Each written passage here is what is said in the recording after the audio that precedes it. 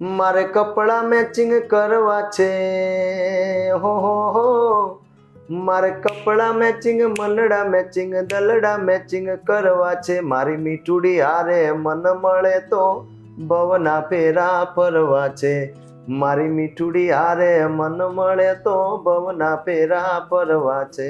તો આ સોંગ છે તમારા દરેકના કાનો સુધી પહોંચી જ ગયું છે. મને ખબર છે તમે ફટાફટથી એની રીલો પણ બનાવતા જ રહ્યા છો, પણ આજે આપણી સાથે ખરેખરમાં જોડાઈ ચૂક્યા છે જેણે આ સોંગ ગાયું છે, એના સિંગર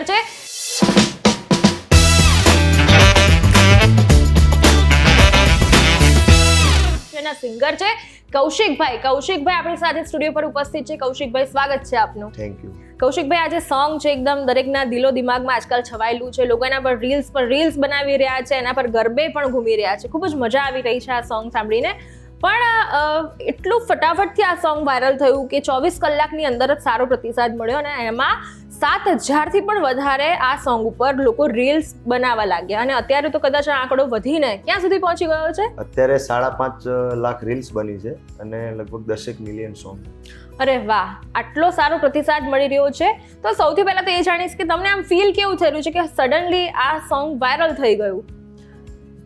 એકચ્યુઅલીમાં એવું હતું કે જ્યારે સોંગ અમે બનાવ્યું ત્યારે કપડા મેચિંગ સોંગ હતું નહીં, ત્યારે અલબેલો નામથી અમે સોંગને રિલીઝ કરેલું. તો એ ટાઈમે મતલબ કૃષ્ણ જન્મ આવે છે ટૂંક સમયની અંદર, જન્માષ્ટમી, ગોકુળ આઠમ. તો એ ટાઈમે અમે એવું બનાવ્યું કે ભાઈ જન્માષ્ટમી નિમિત્તે સોંગ ચાલે. એની અંદર એક્સ્ટ્રા લાઈન લીધેલી કપડા મેચિંગની કે જન્માષ્ટમી પતી જાય પછી નવરાત્રી આવે છે તો નવરાત્રીમાં પણ લોકો રીલ્સ બનાવે.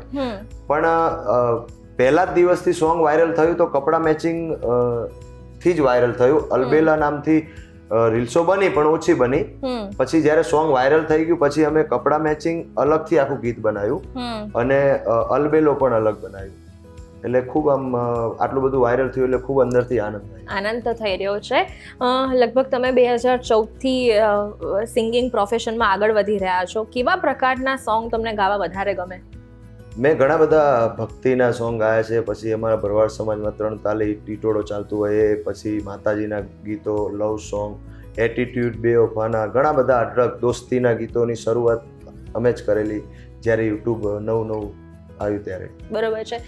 તો હવે જ્યારે નવરાત્રી પણ ટૂંક સમયમાં આવવાની જ છે ત્યારે દર વર્ષ એવું હોય કે કોઈક એક સોંગ તો એટલું વાયરલ લઈને આવે કે દરેક પાર્ટી પ્લોટમાં એ સોંગ વાગે જ.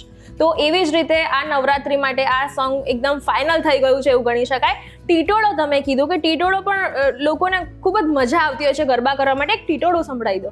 હા, મેં ઘણા બધા 3 તાલીમાં સોંગ ગાયા છે પણ મને ખૂબ ગમે છે અને અત્યારે પબ્લિકને પણ, કેમ કે 1 કલાકનો ટ્રેક, અત્યારે 5 મિનિટના સોંગમાં લોકો ખુશ થઈ જાય છે. એ સમય પહેલા 1 કલાકનો ટ્રેક આવતો એ ટાઈમે મેં 5 સ્ટાર કાનોડો નામનું આલ્બમ બનાવેલું. એ ખૂબ મતલબ ત્યાંથી મારી ઓળખાણ થઈ. બાકી એની પહેલા ઘણા બધા ઠાકર કરે ઠીક, ડીજે દ્વારકાવાળો, રંગીલો, ઘણા બધા આલ્બમ બનાવ્યા પણ આ ખૂબ પબ્લિકને ગમ્યું.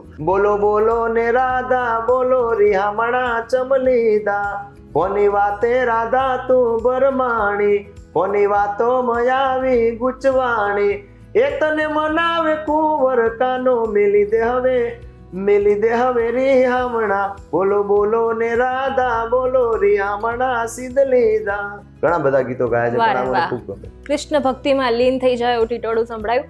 કૌશિકભાઈ, આમ સોંગ તમે કીધું કે ઘણા બધા પ્રકારના સોંગ તમે ગાઓ છો.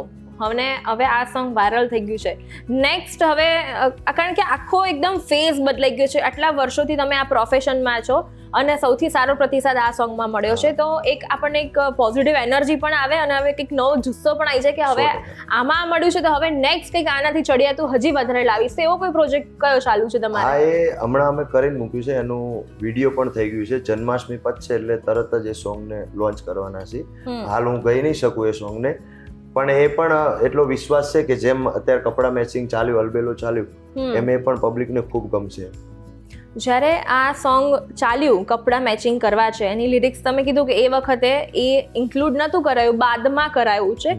તો જ્યારે આ સોંગ લખાતું હતું, તમે જે રાઇટર કીધા એમના દ્વારા, ત્યારે એવું ફિક્સ હતું કે આવા જ પ્રકારનું આપણે એક લવ સોંગ કે બનાવવું છે કે બાય રેન્ડમ આપણે નેક્સ્ટ પ્રોજેક્ટ વાઇઝ લેતા હોય ને કે આના પછી આ સોંગ એવી જ રીતે હતું, રેન્ડમ હતું સિલેક્શન?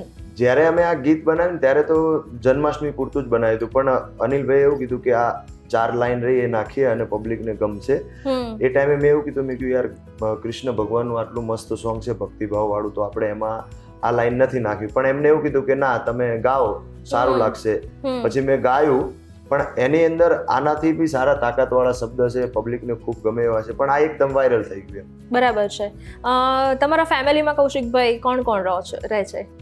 મારા ફેમિલીમાં મારો એક ભાઈ, મારી બેન, મમ્મી પપ્પા, મારા વાઈફ અને મારે એક છોકરો અને એક છોકરી.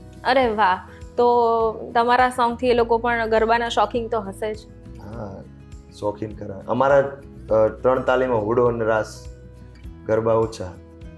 ઓકે, તો તમે કીધું કે લવ સોંગ તો થયું, પણ બેવફા વાળું પણ સંભળાઈ દો કે આપણી ઓડિયન્સ જેને આવો અનુભવ થાય તે સાંભળીને ટાઢક અનુભવી શકે. ઘણા બધા મેં ગીતો ગાયા છે, પણ એ મારા દિલની નજીક એક ગીત છે જે મેં જાતે લખેલી. એની ટેગ લાઈન, હો ધબકારો છે મારા દિલનો રે ધબકારો, તને રે જોઈને મારો રુદિયો રાજી થાતો, આંખોના પાપણના પલકારા મારા આખું, જન્મો જન્મ હું તો તમને રે માગું, મારા જીવનનો તુજ સે સહારો, તને રે જોઈને મારો રુદિયો રાજી થાતો. અરે વાહ! કૌશિકભાઈ, આપણે બીજી વાત કરીએ કે સિંગર બનવું છે, આ સપનું તમારા નાનપણનું હતું? નાનપણથી હું ગાતો, પણ સિંગર બનીશ એવું ક્યારે મેં વિચાર્યું નહોતું. પણ અમારા સમાજમાં નાના મોટા ફંક્શન હોય તો એ ટાઈમે ક્યારેક મને મોકો મળતો તો હું ગાતો, તો બધા ભાઈબંધ દોસ્તાર કે તમે ગાવશો, સારું ગાવશો, તમારો અવાજ પણ સારો છે. તો ધીમે ધીમે બધાનો સપોર્ટ મળ્યો અને નાના મોટા પ્રોગ્રામ કરવા માંડ્યો. પછી મારા ખાસ મિત્ર છે ભરતભાઈ એબતપુરથી, એમને મારી પહેલી કેસેટ બનાવી, ઠાકર કરે ઠીક. એ ટાઈમે સીડીનો જમાનો હતો, પછી યુટ્યુબ પછી આવ્યું એમ.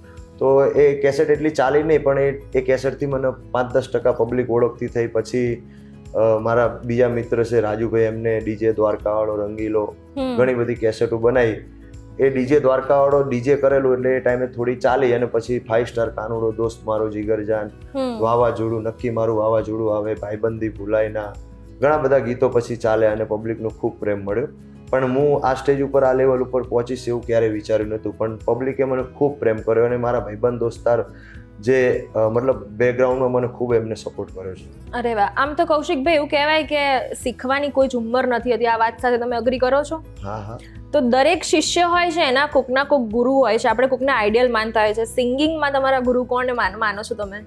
સિંગિંગમાં હું કોઈ એક વ્યક્તિને ગુરુ માનું અને બીજાને ખોટું લાગે, પણ મારા ઘણા બધા એવા ભાઈબંધ દોસ્તાર છે, એમને મને ખૂબ સપોર્ટ કર્યો છે આ લાઈનની અંદર. અને એમના બધાના આશીર્વાદથી આજે હું જે પણ કંઈ છું, એમના બધાના આશીર્વાદ છે શું. અરે વાહ! તમારા વાઈફ સાથે એમનો તમારે સપોર્ટ મળ્યો જ હશે 100%. એમના થ્રુ કે તમારા આમાં કેવું હોય કે દરેક કોઈ પણ પ્રકારનો સંબંધ હોય એમાંથી તમને કંઈક ને કંઈક ક્રિએટિવ આઈડિયા આવતો રહે, અને તમે લવ સોંગ ને બધા સોંગ બી તમે બનાવતા જ હો છો. એવું કોઈક ખરું કે જે તમે તમારા વાઈફને ડેડિકેટ કરી શકો? મેં ગાયું ને ધબકારો. અરે વાહ! એમના માટે જ હતું. સરસ. અને રીલ્સ પણ તમારી બહુ જ વાયરલ થઈ રહી છે આજકાલ. એવી કોઈ રીલ તમને આઈડિયા આવે છે કે જે આપણે બી સાથે કરી શકીએ? એટલે રીલ્સ ગાવાનું છે મારે?